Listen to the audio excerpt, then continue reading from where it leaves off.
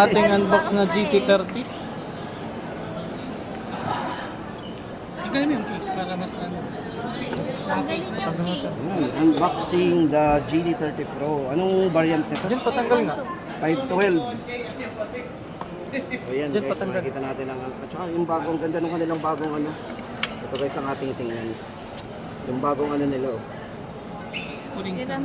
Yung cooling fan. Mag-charge cooler ang tawag dito. Ito guys, oh, tingnan nyo yun. Napaka-high-tech po ng kanyang mag-charge cooler. Shoutout kay sir, siya po ang bumili. Tapos ito po yung kanyang case. Napakaganda rin. Hard case naman po. At meron din siyang pring ano, rubber case. So ayan guys, so may pring rubber case din. At ang cellphone po guys, ito na yung unit. Ito yung pre niya guys, oh. Ganda. Wow, amazing. Umabot pa tayo sa ano, sa unboxing. Ayon pa rin, sir.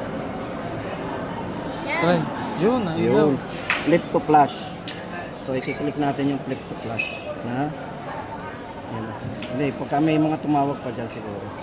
Tsaka pang nag-game tayo. Umilaw kanina eh. Kapag nag-music. So pag naka-party mode, diilaw yan.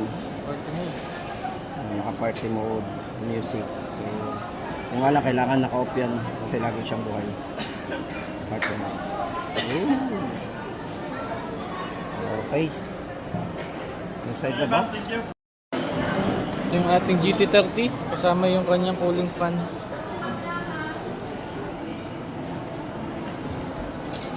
Patingin sir. May ilaw-ilaw din. Na ilaw-ilaw din yan. GT30. Kuha na kayo, limited edition lang to. Limited lang din yung stocks. Una-unahan lang.